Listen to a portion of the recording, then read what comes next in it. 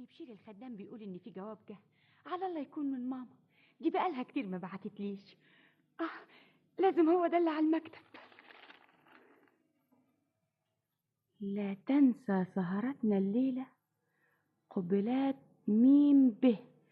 كده كده بقى ده هو الشغل المهم اللي بيخرج له كل يوم، ده النادي اللي بيسهر فيه.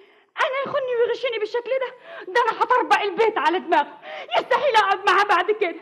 خليه يتهنى مع مين به بتاعه. يتهنى؟ لا، مش ممكن اخلي لهم الجو، مش ممكن. استني عليا يا ست مين به لما اوريك ان ضفر الزوجه ب10 زيك. وانت يا رشاد ما باش انا احسن ان ما خليتك تركع قدامي. دي لو كانت إبرة كنت لقيتها، لكن دي محفظة والأكادة جديدة وفيها 80 جنيه. راحت فين بس؟ أكونش نسيتها عند ميمي. هو فين جوابها؟ أبدا مش جايبة سيرتها. الله، أنا جرى إيه لعقلي؟ جواب زي ده أسيبه بالشكل ده على المكتب؟ ده لو شافته إحسان تبقى واقعة زي بعضها.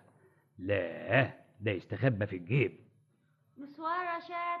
بونسوار إحسان، انت رجعتي؟ زي ما انت شايف. بقالك كتير؟ لا، يا دوبك غيرت هدومي. تصور يا رشاد، عملت 9 زيارات، 7 منهم ما كانوش في بيتهم. مالهمش حق، هم مش عارفين ان مراتي الحلوه الظريفه رايحه تزورهم؟ رشاد بلاش تريق. انا مش بتريق، والله العظيم مراتي حلوه وظريفه. ايه عاوزني اقول لك ميرسي؟ دي مساله ترجع لذوقك، انما انا بقول الحقيقه وبس. الحكايه ايه؟ حكايه ايه؟ انت النهارده ظريف قوي. النهارده بس؟ لا، انما ظرفك النهارده زايد حبتين. اوام لحقت توزني حبه وحبتين؟ انا مش طول عمري معاكي كده، خصوصا لما تكون عاوز حاجه. اهو ده الكلام اللي يزعل بقى. حاجه ايه اللي عاوزها؟ بذمتك ما انتش عاوز حاجه؟ حاجه ايه بس؟ هقول لك اشتري لي فستان؟ نعم، احنا هنلقح في الكلام. الله، امال اقول لك ايه؟ يعني ابوز احسن؟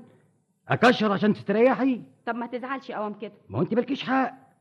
هو الظرف ده ما يكونش مجانا ابدا؟ ولا فاكره كل الناس زي بعضها؟ بتقصدني انا بالكلام ده؟ انا ما اقصدش حد. قولي، انت ناوي تخرج النهارده؟ في الحقيقه ما كنتش ناوي، انما تبقى ناوي. ده مشوار صغير بس. انا مش قلت لك قلت لي ايه؟ انك عاوز حاجه؟ برضه هتقول لي حاجه؟ هو المشوار الصغير اسمه حاجه؟ انت بقالك 15